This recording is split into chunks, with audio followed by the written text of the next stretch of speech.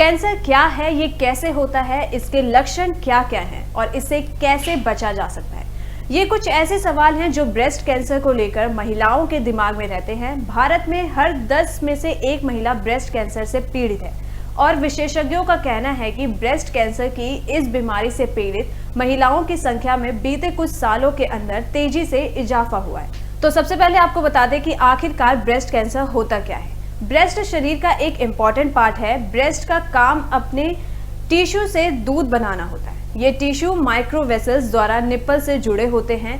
जब breast cancer vessels में छोटे सख्त कण जमने लगते हैं या स्तन के टिश्यू में छोटी गांठ बनती है, तब कैंसर बढ़ने लगता है। ब्रेस्ट कैंसर कितने स्टेज का होता है? तो ब्रेस्ट कैंसर के अलग अलग स्टेजेस भी होते हैं, जैसे कैंसर के अलग अलग स्टेजेस होते हैं। तो आपको अब सबसे पहले ये बताएंगे कि ब्रेस्ट कैंसर के कितने स्टेज होते हैं।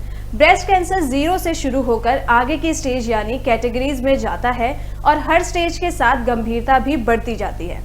तो सबसे पहले है 0 रेंज। दूध बनाने वाली कोशिकाओं यानी वेसल्स में बना कैंसर सीमित रहता है और शरीर के दूसरे हिस्सों तक नहीं जाता।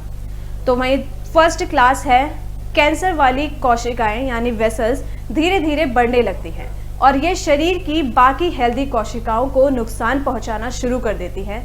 ये ब्रेस्ट में मौजूद सेल्स वाली वेसल्स तक भी फैल सकती है। तो सेकेंड टायर है इसका, कैंसर इस श्रेणी में आकर बहुत तेजी से बढ़ना शुरू हो जाता है और शरीर के बाकी भागों में भी फैल जाता है और पूरे शरीर पर पकड़ बना लेता है। तो इसका थर्ड ग्रेड है। इस श्रेणी में आने तक कैंसर मानव की हड्डियों में पहुंचकर उन्हें प्रभावित करना शुरू कर देता है। इसी के साथ कॉलर बोन में इसका छोटा हिस्सा फैल चुका होता है जो इसके इलाज का दुर्गम बना देता है।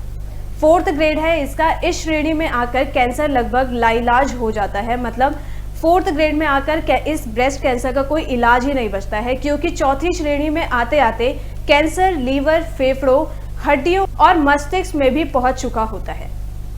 तो आज हम इसी मुद्दे पर और विस्तार से जानेंगे डॉक्टर दीपक झा से, जो कि chief breast surgery and senior consultant surgical oncology में काम करते हैं। जैसा कि आप सब जानते हैं कि पिछले कुछ सालों में हमारे देश में ब्रेस्ट कैंसर के केसेस बढ़ते ही जा रहे हैं। लास्ट रिकॉर्ड्स तक हर साल 1,20,000 नए ब्रेस्ट कैंसर के पेशेंट्स हमारे देश में होते हैं और ये संख्या धीरे धीरे और बढ़ती ही जाएगी।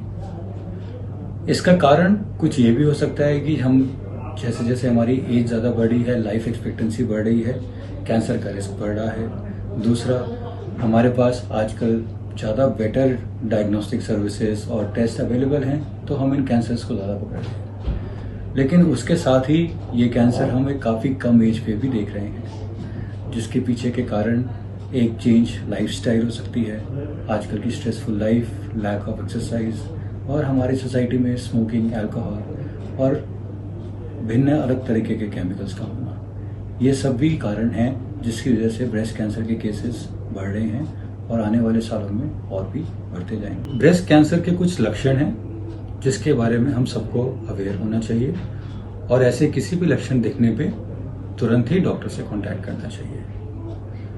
इसमें डोमिनेंट है ब्रेस्ट के अंदर या फिर कांख के एरिया में कोई भी नई गांठ, ब्रेस्ट के ऊपर जो स्किन है उसके अंदर लाली आना या फिर उसमें शेप चेंज होना या फिर उस स्किन में डिम्पल से पड़ना, निप्पल में से कोई डिस्चार्ज, स्पेशली खून या गाढ़े रंग का डिस्चार्ज, या फिर ब्रेस्ट के अंदर या निप्पल के अंदर कोई पेन। इनमें से कोई भी लक्षण हो तो तुरंत अपने डॉक्टर से कांटेक्ट करें। ब्रेस्ट कैंसर से बचने के जो तरीके हैं वो सबसे इम्पॉर्टेंट है एक हेल्दी लाइफस्टाइल जिसमें स्ट्रेस के फैक्टर्स कम हो, अल्कोहल, स्मोकिंग से दूर रहना, रेगुलर बेसिस पे एक्सरसाइज।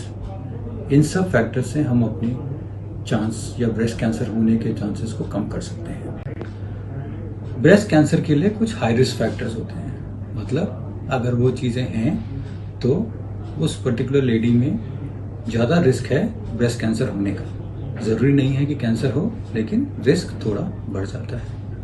सबसे मेन है उसमें फैमिली में किसी और सदस्य को ब्रेस्ट कैंसर या ओवरीज का कैंसर होना या फिर ब्रेका नामक जीन पेरेंट्स के अंदर होना। और फैक्टर्स जो ब्रेस्ट कैंसर के रिस्क को बढ़ाता है वो है बच्चे को दूध नहीं पिलाना, अर्ली मेंसेस आना और लेट तक चलना, किसी प्रकार की हार्मोन रिप्लेसमेंट थेरेपी, इनके साथ ही साथ अल्कोहल और स्मोकिंग जो आजकल हमारी लाइफ का पार्ट बनते जा रहे हैं, ये भी ब्रेस्ट कैंसर के रिस्क से जुड़े हुए हैं।